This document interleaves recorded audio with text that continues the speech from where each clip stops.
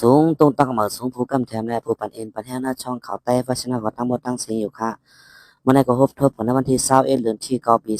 2025พบทบกันในวันติดในการเอามาได้ปฏิมีตั้งข่าวหลายๆหัวข้อข่าวที่มาต่อแต่แค่นี้ปันผู้ทำนี้นั่นเขาเลยยินเจ้ามันกว่าตั้งหมดตั้งเสียงอยู่ค่ะค่ะอ่อนตั้งสู้เท่ามาเอาหัวข้อข่าวซึกรายยื้อหมักลงจู้ตะปังเศร้าซึกใต้แอพีพีที่นักเมืองตังเจเวนจอกแม่เนี่ยค่ะค่ะวันที่20ธันวาคม2025เข้าย่ามกลางเนื้อเจ้านั่นตีเมืองตังเจเวนจอกแม่กุนเปิ้นตีเขาแลเงินหมากลงตกแตก3ลูกแลกุนเปิ้นตีเขากำพองว่าแต่เป็นศึกรายยื้อหมากลงจูตะปังเศร้าซึกแต่ติตับรายหยองและรายหมากเพชรอันมีเมืองตังนั่นว่าไหนเกี่ยวเลยลองในกวนเปิ้นตีอ่านเคยออกชื่อเสียงก็1ลัดในที่เงาเลี้ยงหนมาว่าจะย่างมือย่ามกลางนา6โมงนั่นต่างเมืองต่างในแลยินเสียงหมากหมอก3ลูกไหนออกยินว่าเป็นศึกไรอันอยู่ที่วันอันโขมเงินฝ่ายตกอันยันกันตั้งเมืองต่างหมอก6 7ลักนั่นยื้อหมักจูตับปังเศร้าซึกได้ตีตับรอยหยองและรอยหมักเพชรอันมีภายออกเมืองต่างใน3ลูกถึงตีตับนั่นนางเก่าตา2ลูกแต่ตกจากตีเนื้อสวนเข้ากาบตาลูกนึงเตะหูตีตกมันเตื้อเพอนางเก่าวันไหนเย้าสืบลานเนแทงว่าตีตับผีตีเมืองต่างตั้ง2ตีนั้นมีศึกและศึกกวนเมืองปั่นปุดกันเสปักเซาไว้นั่นลองซึกไว้เขาเอาหมักลงยื้อเสือตับผีเพราะได้เตเป็นย้อนว่ามือว่าในผีเขาว่าเจ้าซึก TNLA อันปักตีวันปังติใครออกเนื้อวันเภออยู่เนื้อวันย้อนกูฝ่ายซึกมันเอาหมักลงยื้อมาสะกวนวันแลไหนกว่าปืนในแลซึกไว้เขาจังยื้อหมักจู้ตับผีเขาว่าไหนคนปืนตีกำพองก็ว่าเป็นหมักปากเศร้าเป็นฝ่ายซึกมันก็ยื้อมาในก็ว่าเกี่ยวเลยลองในเตะแหลงข่าวซึกในปืนตีก็ไปหันลัดสังผีก็ไปหันออกข่าวสังไว้เตเป็นภายเลยยื้อมาอันนั้นก็อยู่ที่สื่อข่าวก็ไปจ้างมักมันปันไรเต็ดโตนังค่ะค่ะเบอร์ในเนยยามไว้วัน11หน่าย52มาเนี่ยในก็ไรคู่ว่าซึกมันเอาเฮือมินตึกมามินเล็บปั่นเนื้อเว้งจอกแม่ไว้อยู่จังแปลงหือไหนนั่นเตก็เลยครับคู่จอมค่ะย่ามเดี๋ยวซึกมันและซึกตั้งเทียนเขาตั้งตึกสิเป็นปังตึกกันอยู่เจอวันค่ายต้นหุ่งและวันหน้าไอ้ข้างและตั้งวันน้องเป็ดอันมีหิมโขเกิดเจอนั่นไว้อยู่ไรคู่หนังไหนอันซึกมันโทษซึกเขาตึกเพียวเทียนเนอจีเวงจอกเมในก่อใกล้ๆไข่หันแม่นตรงวงก้นซึกลายเขาเนว่าซึกได้ผีปืดเส้นตั้งปันซึกมันลัดผ่านเนอตีซึกได้เสปล่อยให้เขามาหลอกตึกเขาวันในไว้อยู่ค่ะซึกมันตึกสืบตึกเพียวเทียนเนื้อเส้นตั้งกาเนเกกังนองเขียวเมืองกูดเกี่ยวเลยลองในไรขั้ววันที่19 ธันวาคมเมื่อว่าในงานซึกมันตึกมงนาจูเนจีเวงเมืองกุดนั่นตึกไรเป็นปังตึกกันตั้งซึกอ้างเทียนอันตุ้งหนึ่งปักเสาไว้จอมวันเนือเส้นตั้งหนองเขียวเมืองกุดนั่นหาวแห้งอยู่ไหนแหล่งข่าวซึกในพื้นที่ขลัดในหนังไหน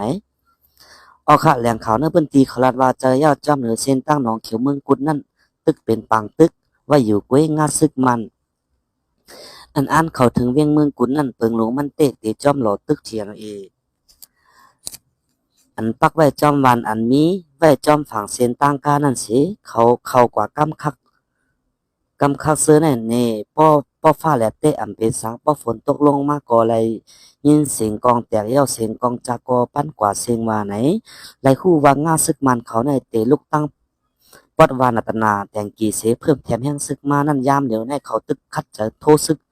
ตั้งนาลินเสโลตึกเทียนเจอวันปัดตอนเส้นตั้งกานั้นไว้อยู่ในยาวคาล่ามตัวเต็กเขาแห้งซึกเขานำใบปอกเขากว่าตีเลยตีหนึ่งนั่นไรหันเขามีก้นเศร้าไปในเวเนที่มือเขาหอดกว่าชานั่นเขาไปหมักหลงปองมันตีมีหมอก3ปักในเยาวันไหนนอกสีนั่นก็งัดซึกมันอันเขาตึกเพียวเทียนเขานั่นหอดจอมเจอวันค่ายตนหุกวันน่าอายขั้นอันเนื้อเส้นตั้งก้าหนองเขียวจอกเมฝ่ายจันเว้นจอกเมเสียเยาแทงฝ่ายหนึ่งซ้ำอันมงนาขึ้นจู้ตั้งเมืองกุดนั่นซ้ำคามป้นวานอัตนาแตงกีอันมีเนื้อเส้นตั้งน้องเขียวเมืองกุนนั่นกว่าไรแทงคักหนึ่งเสียคัดจะหาไรตึกคืนนาไว้อยู่กำคักกำตอนไหนยาวค่ะ TNLA ซอกเตาเต็งเงียบกวนเมืองจอกเมกว่าโหปากก็ปานางยิงภูเขาจุ้มจอยแถมตรงวงก้นนำคงปลาหิตตาไตจอกเมก่อหนึ่ง ออกข่าวตับซึกตั้งเถียงอันกุ้มกำไว้เบ่งจอกเมนั่นญาซึกมานเอาแห้งซึกตั้งนำรอตึกหาวแห้งสีเลียบตีอ่ำจางสืบหับมือเกียดเคเว้งจอกเมแลเย้าแลเลือดตาแตกเสเลือดตาแตกเสเลยหาซอกเต่าติ้งเงียบเอาคนเมืองอันกึดไปขึ้นเยเนยเว้งเลยนอกเว้งวันอันมีหิมห้อมเว้งจอกเมนั่นกว่าตั้งน้ำนั่นเลยคู่ว่าป้าตานังยิงภูเขาจุ้มใจแถมตรงวงกลจุ้มน้ำโค้งแขกรีปังจ่าใต้เจเว้งจอกเมก่อหนึ่งอัมมี่ลองตั้งสังเสเลยถูกยะตับซึกตั้งเทียนอาถรรพ์มาที่เงียบเอากว่าไรคู่หนังไหนวันที่19สันบา2525ยามแม่วัน2 โมงครึ่งนั่นนางยิงอายุ34 ปีอันตึกนางขายโคอยู่ที่หน้ากาดปังเป้าหลวงเวงจอกแม้อัมมี่ลองตั้งสังเสเลยถูกญาโจมซึกตั้งเทียนเขามาอาถรรพ์มาที่เงียบเอาตัวมันนางและตั้งกวน3กว่ากวนเมืองจอกเมก่อน1 ลาดเนหนังไหนกุนจอกเมก่อน1 ลาดว่าเขามาติงเงียบมันนางพอมันนางตึกนางขายกาดอยู่ตีเนื้อกาดนั่นกำเหลียวกอบสังแลเขาติงเงียบอันนวันนั้นซึกตั้งเขาอ่ำลาดในลองตั้งมันสังต่อถึงต่อเหลียวในกอเขาอ่ำไปปันขึ้นข่าวว่าไหนนางยิงในเป็นภูเขาจุ่มน้ำโคงปลาหิตตะใต้ก่อหนึ่งเสเป็นกวนเมืองอันมีน้ำเจอเจตนาตั้งใจเหตุการณ์ปราหิตะจอยแถมแขกดีปังจะในพื้นที่เสมีลองเกี่ยวข้องกันตั้งจุ่มยิบกองกลางจุ่มเหลือเสจุ่มแหลกขตุกย้อนหาซึกตั้งเทียงเขาไปปันขึ้นไว้วันไหนเหมือนนั้นกุ้ยนางเก่ามือว่าก็ซึกตั้งเทียงเขาสอกหาติเงียบเอาตัวผู้ใจก่อนหนึ่งแหลตั้งนางยิงก่อนหนึ่งตีแสกเขาซอยอันมีไว้หิมวิหารเกี่ยวอองสู้ปานเล่นจอกเมนั่นกว่าแทงในกวนเนอร์พื้นตีขอลาในหนังไหนกุนปืนตีเวียงจอกเมก่อหนึ่งลัดเนี่ยแทงว่ายามไว้วันมือว่าในเขาเอาตีเอากุนอันมีตีล้านขายปูนั่นกว่าตั้งมดเงาลายมันในให้จ้ามาหนาเยาเขาขาในแลแม่จะไว้มือเร็วลุอันยิงนางยิงก็เขาอ่ำไว้เพราะเขาหันเลยถูกเขาตีเงียบเอากว่าเย้าเย้าก็กับสั่งไหนซึกเขาอ่ำลาดตีเงียบเอากว่าเฮ็ดน้ำกำซื้อโกเอากว่าเฮ็ดซึกแลโกเป็นเสเจือเสรองต่ออาสาเขาว่าซื้อในเฮาคาแม่จะว่าไหน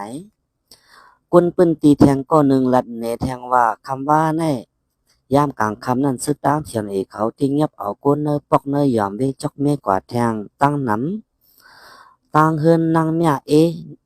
จำองค์เขาซื้อในป้ากว่าตั้งมุดยาวเย้าก็เจอปอกกองไตแรงปอกลอยหินแสงปอกน้ำตุ่มปอกกุ้งปอก3ปอก6ปอก7ปอก8ซื้อในไรกว่าน้ำใบถึงมือในก็เขาตั้มไปมาเนเขายบกว่าในลองสังก็ความลัดในลองตั้งมันสังค่าว่าไหนมือในวันที่15เดือนสิงหาคมยามกลางคำนั่นซึกปลองเทียนอัมมีลองตั้งสังเสเข้าซอกหรือหาติเงียบเอาคนเมืองตีปอก1ปอก2แลบานปางเป้าน่าจะเป็นจักเมเลยตั้งหมด30ก็เสไปปล่อยปันขึ้นตีเอาโหเลินในมาต่อถึงยามเหลียวในซึกตั้งเทียนที่เงียบเอาคนเมืองในพื้นตีวานเอิงเจเวียงจักเมและคนในเวียงกว่าในมีนักผูปากก็มันยาว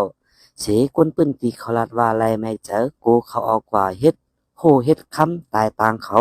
ทองซึกมันตึกเพียวเขาในกล้วยยาวว่าไหน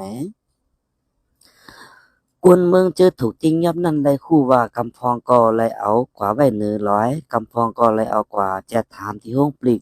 ดังเทียนเขาเจเว้นจอกแม้เกี่ยวกับลองอันจุ่มซึกดังเทียนอัมมีลองตั้งสังเสหรือหาเต็งยับออกกวนเมืองอันเกี่ยวข้องสั่งตั้งการซึกกว่าซึ่งไหน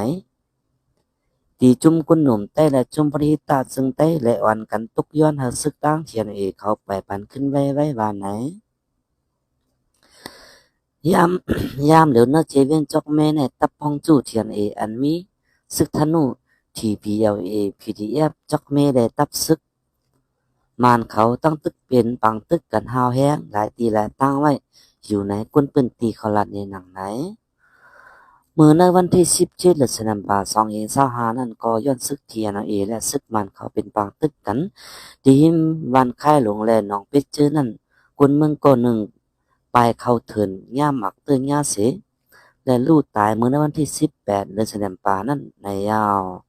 ออกข่าวยินจมบ่ดังยินและผู้ปันเอ็นปันแห้งในช่องข่าวใต้ฟ้าชะแนลข่าวตั้งหมดตั้งสีอยู่ค่ะข่าวเนี่ยก็เลยปึกอิงมาติเงาเลี้ยงหุ่นบ่แจ่มต่างไว้มีหยังไหนค่ะค่ะมาส่งค่ะ